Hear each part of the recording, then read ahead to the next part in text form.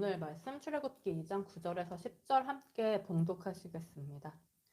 바로의 딸이 그에게 이르되 이 아기를 데려다가 나를 위하여 젖을 먹이라.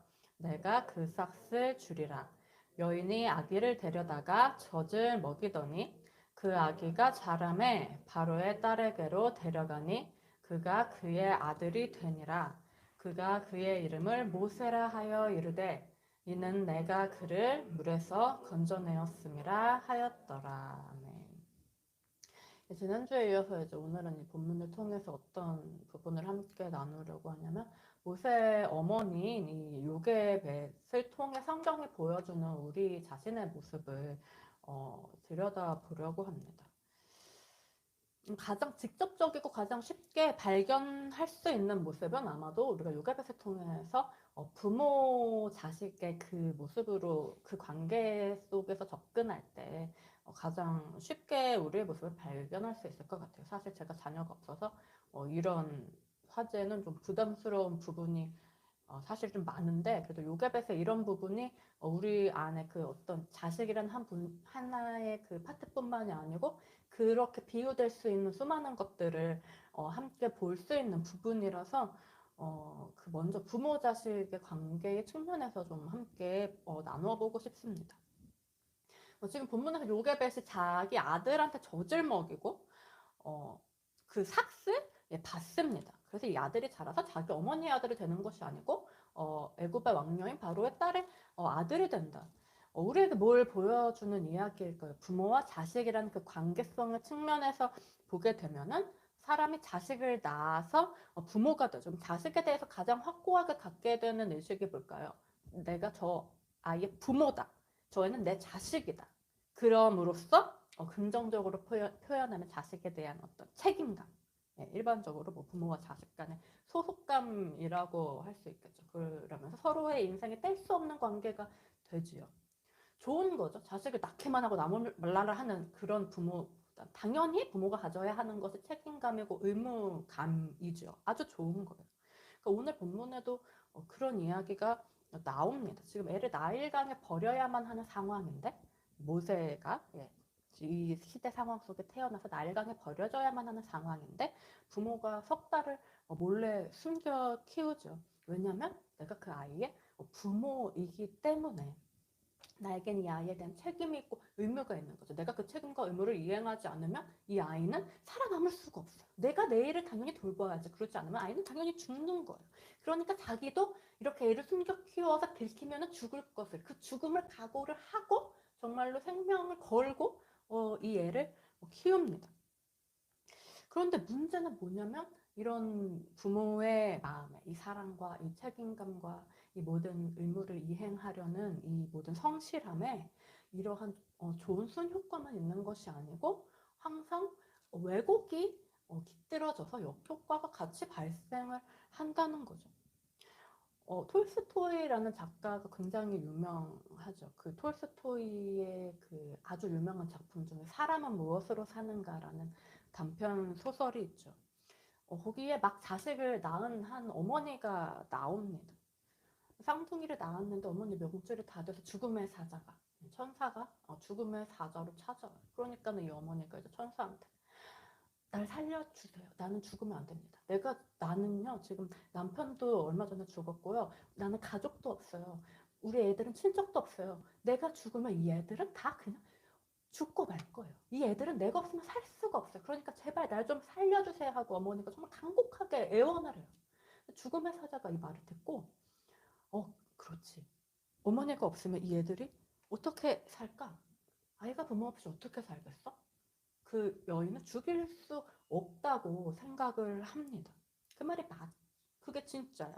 아이들은 부모 없이는 절대로 살아갈 수 없어 라고 생각해요.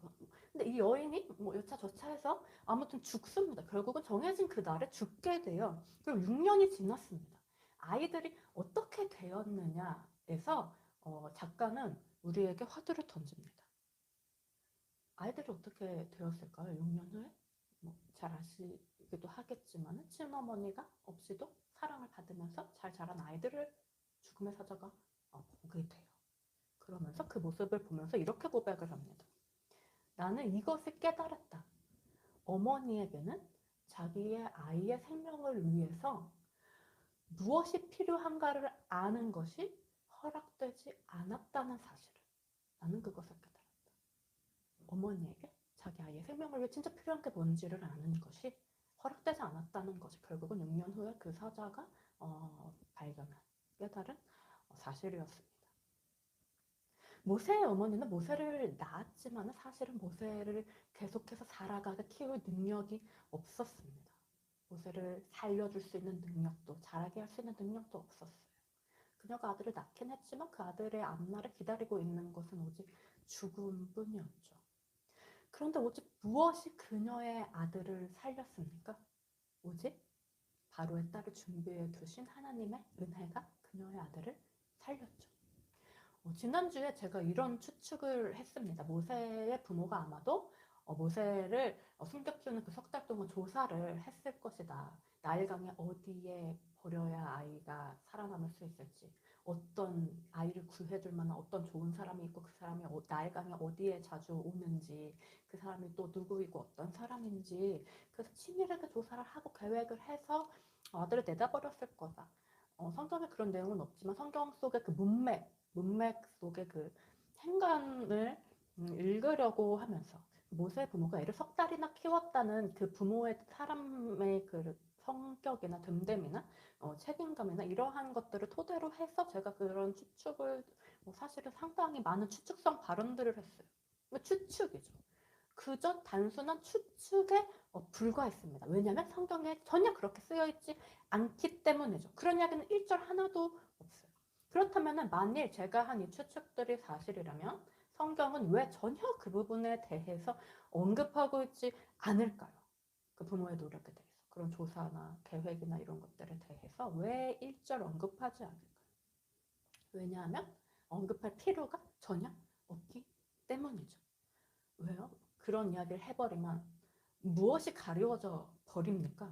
모세가 나일강에서 기적적으로 삶을 얻게 된 이 사건에 관여하신 하나님의 놀라운 은혜가 가려져 버려요.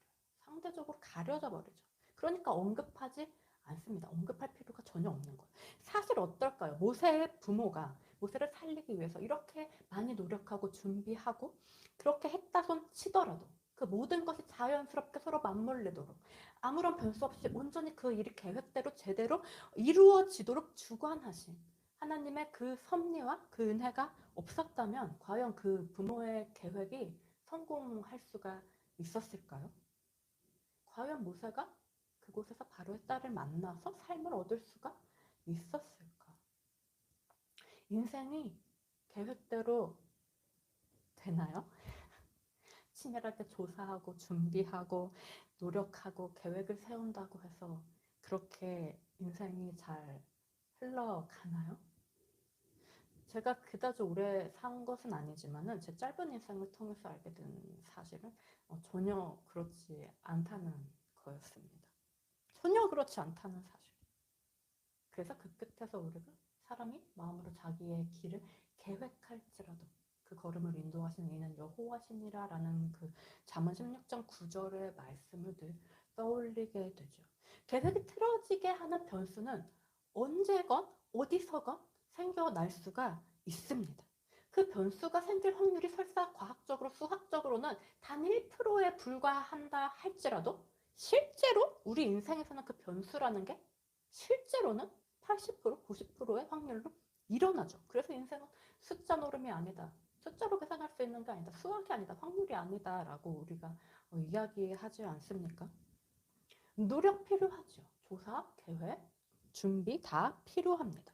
하지만 그것만으로는 실제로 아무것도 이루어지지 않습니다. 설사 우리가 우리의 노력으로 그 계획을 99%까지 거의 다 달성을 했다 손 치더라도 그래서 그 계획의 달성이 코앞에 있다고 하더라도 단 1%의 그 마지막 조각, 그 마지막 퍼즐이 맞춰지지 않으면 결코 그 일은 이루어질 수가 없어요. 그 단 1%의 마지막 조각, 마지막 퍼즐을 성경은 무엇이라고 제시하고 있냐면 바로 하나님의 은혜라고 제시하고 있죠. 단 1%의 하나님의 은혜. 그래서 우리가 이걸 반대로 말하면 사실은 그 오직 1%가 모든 것을 이룬다고도 말할 수가 있습니다. 그러니 본문의 99%의 노력에 대해서 말할 필요가 있을까요? 굳이 말하지 않아도 우리가 사실은 알고 있죠. 그런 노력이 있어야 한다는 사실을요. 그렇게 노력하는 게 당연하다는 거. 인생은 노력해야 한다는 거. 성실해야 한다는 거. 성경이 굳이 말하지 않아도 그것을 이미 다 알고 있는 사람들에게 굳이 성경까지 그것에 대해서 언급할 필요는 없는 거죠. 그러니 성경은 오직 무엇에 대해서만 언급합니까? 오직 1%의 그 은혜에 대해서만. 하나님의 그 은혜에 대해서, 그 놀랍고 신비한, 기묘하리만치 위대한 그 은혜에 대해서 1%가 없으면 아무것도 완성되지 않는데 오직 그 1%로 인해 아무것도 아닌 것 같은 그 1%로 모든 것을 완료시키고 완성시키고 그래서 그 모든 것을 성취하시는 그 놀라운 하나님의 은혜에 대해서만 성경은 언급하죠. 왜요? 결국 우리의 인생을 결정짓는 것은 무엇이기 때문입니까? 우리의 99%의 노력이 아니라 단 1%의 그 은혜이기 때문이죠. 그리고 그 1%의 은혜가 우리를 휩쌀 때에 그 은혜 속에서 우리가 깨닫게 되는 것은 뭐냐면 지금까지 내가 나의 노력이라고 생각했던 그 99%조차도 사실은 나에게 속한 것이 아니고 그 은혜가 나를 그 노력 속으로 이끌어가서 내가 그 은혜로 말미암아 99%의 노력이 가능했다는 사실을 알게 됩니다. 그렇다면 이렇게 내가 99%의 노력 그것 역시도 내가 한 것이 아니라 은혜의 인도함 속에 있었다는 사실을 알게 된 사람은 그 후에는 어떨까요? 그 후에는 더 이상 99%의 노력과 1%의 은혜가 이끌어가는 삶이 아니라 0%의 노력과 100%의 은혜가 이끌어가는 삶을 바라보게 되고 그 삶을 추구하며 어떻게 하면 더 순수하게 100%의 은혜 속에 내 삶에 들어갈 수 있을까? 그 은혜의 인도함을 받을 수가 있을까를 생각하면서 그 은혜만을 쫓아가게 되죠. 그래서 우리의 삶에 결국은 무엇만이 남게 되는가? 결국은 어떠한 노력도 어떠한 의지도 아닌 결국 하나님의 은혜만이 남는다. 그것을 우리에게 성경은 이야기해주고 또 오늘 본문 역시도 알려주고 있는 거죠. 그래서 오늘 본문이 우리에게 직접적으로 구체적으로 보여주고 있는 것은 무엇이냐면 요게벳이 아들을 낳았다고 해서 그 아들이 요게벳의 자식이 아니었듯이 우리가 자녀를 낳았다고 해서 그 자녀가 내 것이 아니라는 사실이죠. 요게벳이 계속 반복해서 보고 있는데 키운 자녀가 결국은 이제 바로의 딸의 자녀가 되지 않습니까? 그럼 오늘 본문이 이렇게 우리에게 우리의 노력이나 우리의 의지가 아니라 오직 하나님의 은혜뿐이다. 우리의 자녀가 아니다라는 것을 보여주고 있다면 그럼 우리의 자녀는 대체 누구의 자녀일까요? 바로의 딸이 삭슬 치름으로써 모세의 어머니가 되었듯이 그래서 모세가 바로의 딸의 아들이 되었듯이 우리의 인생의 삭슬 치르심으로써 그리고 우리 자녀의 인생의 삭슬 치르심으로써 우리의 자녀도 그리고 우리 역시도 마찬가지죠. 아들로 삼으신 분 바로 하나님이죠. 그래서 우리 자녀 역시도 우리의 자녀가 아니라 하나님의 자녀라는 것을 본문은 이야기해줘요. 모세의 어머니는 모세를 낳았지만 그를 키울 능력도 살릴 능력도 없었습니다. 모세를 낳긴 낳지만 기다리는 건 죽음뿐이었죠. 우리도 우리의 자녀들을 낳지만 모든 생명의 죄악 중에 잉태되니 결국은 그 앞에 기다리고 있는 것은 죽음뿐이죠. 그런데 이런 우리를 그리고 우리의 자녀를 하나님이 핏값으로 사셨으니 삶을 얻게 되었습니다. 그렇다면은 비록 낳은 것은 부모일지라도 그 자녀를 죽음으로부터 살게 하고 자라가며 살아가게 하시는 분, 그분은 부모가 아니라 오직 하나님뿐이다. 그래서 우리도 또한 우리의 자녀도 살아가게 하는 그 모든 것은 우리의 노력이 아니고 우리의 돌봄과 우리의 책임의식과 우리의 의무감이 아니고 오직 하나님의 은혜뿐이라는 것을 성경은 이야기해줘요. 그런데 우리는 사실은 이 모든 것을 모른다고 말하기는 힘들어요. 이미 머리로는 아는 것을 알고 있죠. 그렇다고 하면서도 대체 왜 우리는 우리의 자녀가 마치 우리의 것인 것처럼 걱정하기도 하고 근심하기도 하고 내가 해주지 못하는 것에 대해서 미안해하기도 하면서 그리고 때로는 그 앞길을 열어주려고 하기도 하면서 그 인생의 어떠한 부분을 책임지려고 할 때가 많을까요? 왜 정말로 주인이신 분의 뜻과 그분이 허락하신 환경과 그분이 이끌어가시는 인도하심과 직접적인 돌보심과 키우심에 대해서 항상 우리의 눈과 귀를 열어두고 있지 못할까요? 모세의 어머니는 자기 아들을 먹이는데도 삭스를 받았죠. 모세가 먹고 자란 모든 것을 공급한 사람은 왕녀였어요. 바로의 딸이었죠. 우리도 마찬가지입니다. 부모가 자녀에게 필요한 것을 공급하며 자녀를 키우는 것 같지만 사실은 우리가 그렇게 할 수 있도록 우리에게 모든 것을 공급해 주시는 분은 하나님이시죠. 옛말에도 이런 말이 있죠. 사람이 태어날 때 자기 평생 먹을 거는 다 갖고 나온다. 그런 옛말이 있어요. 그러니까 어떻게 먹을까 걱정할 필요 없다. 다 살게 돼 있다.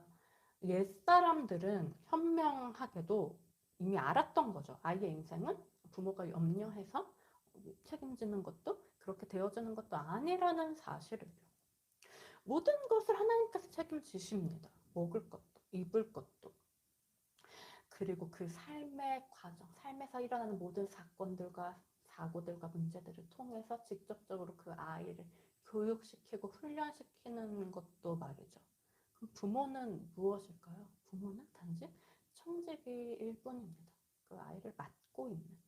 그리고 하나님께서 또 그 아이에게 흘려보내려고 하려고 주시는 것들을 맡아서 흘려보내는 청지기일 뿐이에요. 만일 부모에게 돈이 없다면요? 이런 말씀들을 많이 하시더라고요. 제 주위에 있는 부모님들이 우리 애가 부모를 잘못 만났어. 그래서 이렇게 누리지를 못하고 산다. 부모를 잘못 만났다고 미안해하시고 슬퍼하시고 걱정하시는 분들을 많이 봤어요. 그래서 우리 애가 이런 환경 속에서 이렇게 지내고 있어서 내가 마음이 안 좋아. 이런 말씀들을 하세요. 아이를 향한 하나님의 계획을 사실은 전혀 도외시하는 것이라고 볼 수 있습니다. 어떻게 보면 좀 극단 너무 부정적인 뉘앙스가 될 수도 있겠는데 어떻게 보면 아이를 자신의 삶의 부록처럼 여기는 거라고 볼 수 있어요. 아이는 부모의 삶의 부록이 아니죠. 만약에 아이의 환경이 현재 이렇다면 그것은 부모의 때문에 부모로 인해서 아이의 환경이 그런 것이 아니고 하나님이 그런 환경을 그 아이를 위해 안배하셨기 때문에 그런 것입니다. 아이의 환경을 결정하는 분도 하나님이시잖아요. 내가 이런 부모라서 내가 저런 부모라서 우리 부모가 이런 사람이라서 저런 사람 아니에요. 그냥 내가 그런 환경에 있는 것이 나에게 선하다고 하나님이 생각하셨을 뿐이에요. 내 걸음을 그렇게 인도해 가시는 것 뿐이죠. 그러니 그 아이의 삶을 결정하는 것도 부모가 아니고 아이의 삶을 위해서 필요한 것도 사실은 부모가 아니죠. 아이가 살아가는데 필요한 것은 다만 하나님의 은혜뿐입니다. 그것을 인정하고 맡겨버리면 그때부터 하나님께서 돌보시는 거예요. 사실 문제는 어디서부터 발생할까요? 사실은 문제는 하나님께 맡기지 못하고 아직도 내가 주관하려고 하는 나 자신, 내가 하나님께 맡기지를 못하니까 거기서부터 내 인생도 꼬이고 자녀의 인생도 꼬이고 같이 꼬이기 시작하죠. 대체 누가 자녀를 하나님께 맡길 수가 있을까요? 누가 자녀를 맡길 수 그 자녀가 내 것이 아니라는 사실을 아는 사람입니다. 머리로만 아는 것이 아니고 진정으로 아는 사람이죠. 그럼 이게 단연 자식에 관해서 많을까요? 전 자식도 없는 제가 자식에 대해서 이렇게 일장서를 드러났는데 이게 단연 자식에 관해서 많을까요? 아니죠. 자식은 지금 그저 하나의 비유일 뿐이에요. 자식뿐만 아니라 자식처럼 내가 내 손에 잡고 있는 모든 것이 똑같습니다. 내 통장 속에 들어있는 나의 돈과 아니면 앞으로 들어올 나의 돈과 내 육체에 속한 나의 이 몸, 그리고 이 몸에 속한 건강, 내 머릿속에 들어있는 나의 재능들과 그리고 심지어는 나의 인생까지도요. 자식뿐만이 아니고 우리에게 주어진 모든 것이 다 동일합니다. 사실은 내 것이 아니에요. 나에게 속해 있지만 내 것은 아닙니다. 우리는 그저 맡은 자일 뿐이죠. 그렇다면 하나님께서 우리에게 맡기신 이것들을 과연 어떻게 이끌어가기를 원하실까? 어떤 방향으로, 어떤 스타일로? 그 하나님의 뜻이 바로 우리가 가장 크게 관심을 가져야 하는 것이겠죠. 이것들 모두가 다 나한테 속해 있다 해서 내가 주관할 수 있는 것들이 아니기 때문에 우리는 우리가 생각하고 있는 현재 이것이 그저 나의 틀 속에, 나의 생각의 프레임 속에 갇혀 있는 것은 아닌지, 그 너머에서 하나님이 오라고 하시는 그 높은 지경의 그 뜻을 바라보고 있지 못하는 것은 아닌지를 늘 점검하고 생각해 봐야 하죠. 그래서 정말로 내가 가진 모든 것, 나한테 속한 모든 것을, 이 모든 게 하나님의 것이구나, 그것을 알고 다 하나님께 맡길 때, 그래서 그 하나님의 주관하심 안에서 그분의 그 확실한 인도하심과 확실한 이끌어 가심과 그 살아계심을 체험할 때에 그 속에서 우리는 정말로 참된 안식을 누릴 수가 있죠. 하지만 우리가 아직도 사실은 여전히 이것을 온전히 알지 못하기 때문에 온전히 맡기지 못하고, 온전히 맡기지 못하기 때문에 아직도 걱정을 합니다. 아직도 근심을 해요. 이 모습이 마치 누구와 비슷하냐면 야곱이 죽고 난 후에 야곱의 아들들의 모습과 상당히 비슷합니다. 창세기 50장 함께 보실까요? 야곱의 아들들이 야곱이 죽은 후에 무엇을 걱정하는지 창세기 50장 말씀을 한번 함께 보시겠습니다.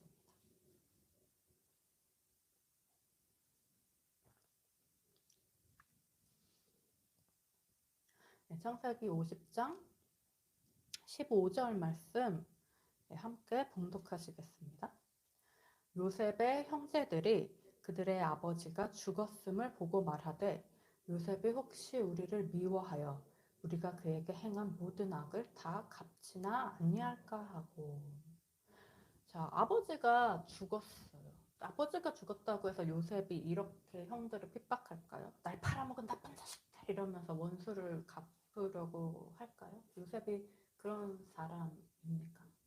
그렇지 않죠. 요셉은 그런 사람이 아니죠. 이미 하나님 만난 요셉은 형들이 자신을 팔아먹었다고 해서 형들을 원망하지 않습니다. 그것이 그저 자기를 애굽으로 인도해온, 자기를 훈련시켜온 하나님의 뜻일 뿐이라는 사실을 이미 알고 있기 때문이죠. 그러니까 형들에게는 미움이나 원망이 이미 남아있지 않아요. 근데 형들은 이런 요셉을 알까요?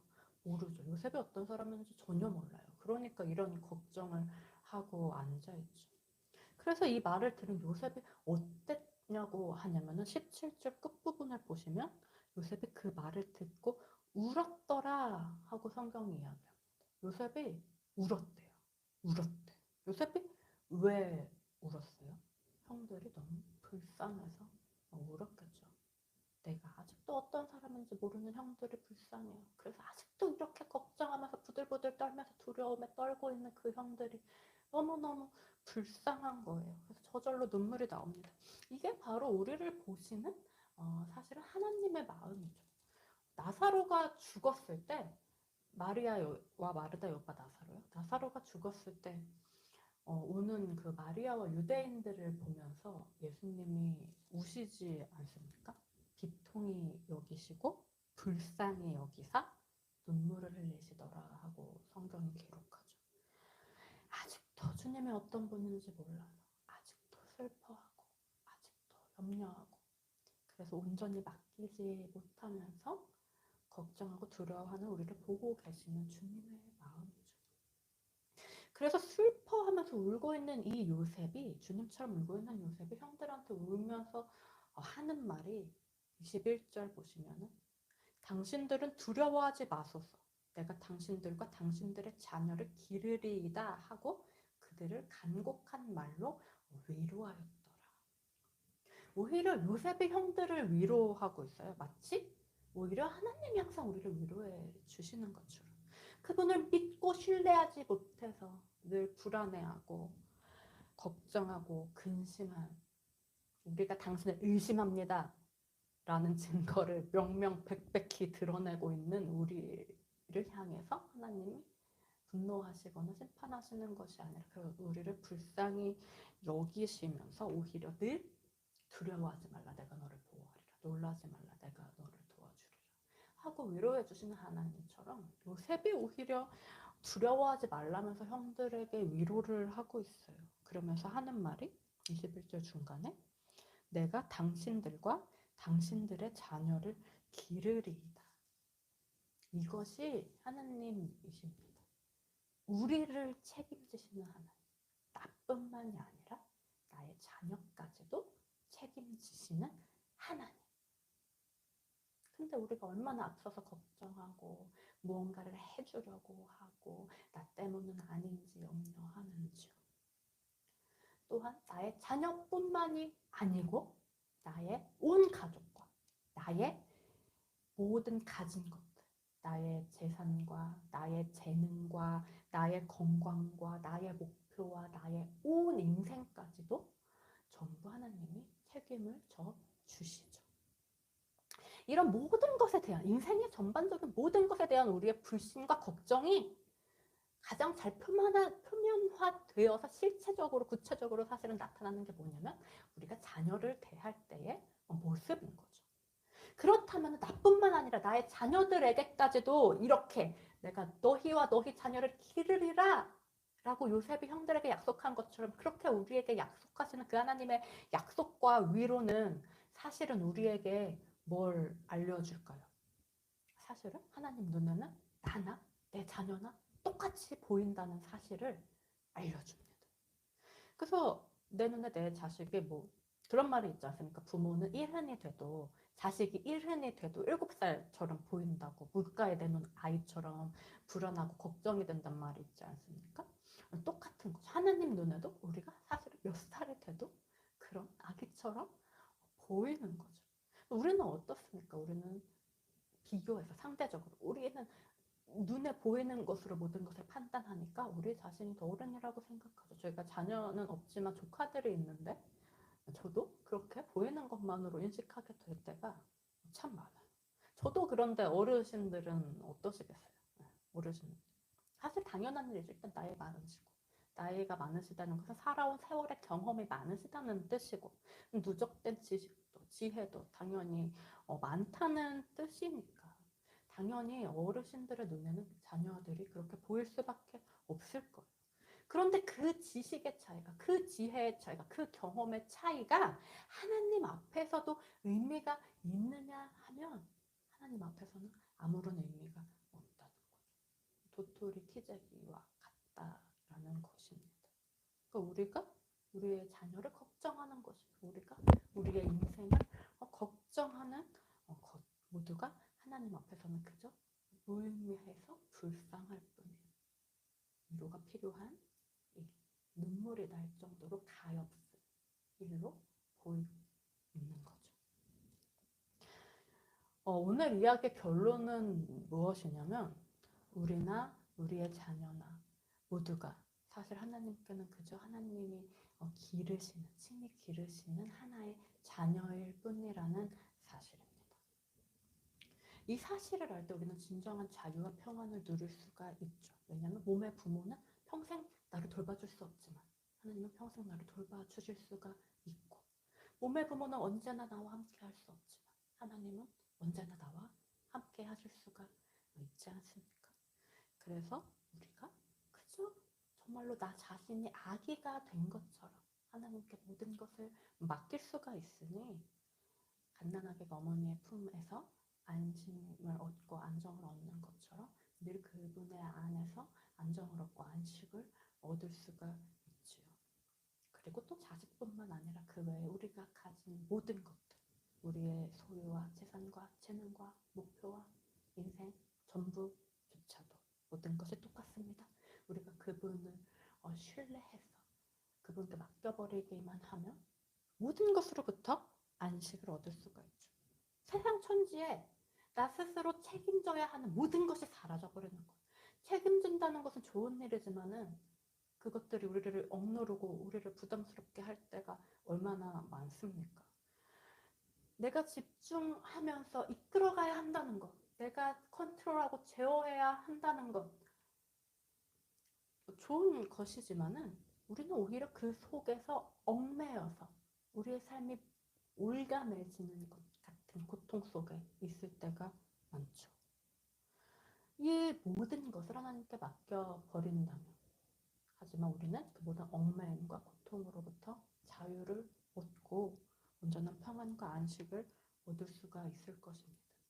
이 안식이 바로 뭘까요? 이 안식이야말로 바로 내가 그리스도 안에 있다는 사실을 증명해주는 유일한 증거지요. 이 안식을 누리는 사람의 인생만이 그리스도의 증거가 되고, 또 이 안식을 누리는 그 사람만이 그리스도의 증인이라고 칭해질 수가 있을 것입니다. 우리의 삶이 바로 이러한 안식을 통해서 그리스도 안에 있음을 확증받는 삶이 되기를, 그리고 그 안식을 주시는 주님을 항상 기뻐하고 항상 사랑함으로 그분을 영화롭게 하는 삶이 되기를 간절히 바랍니다. 네, 기도하시겠습니다.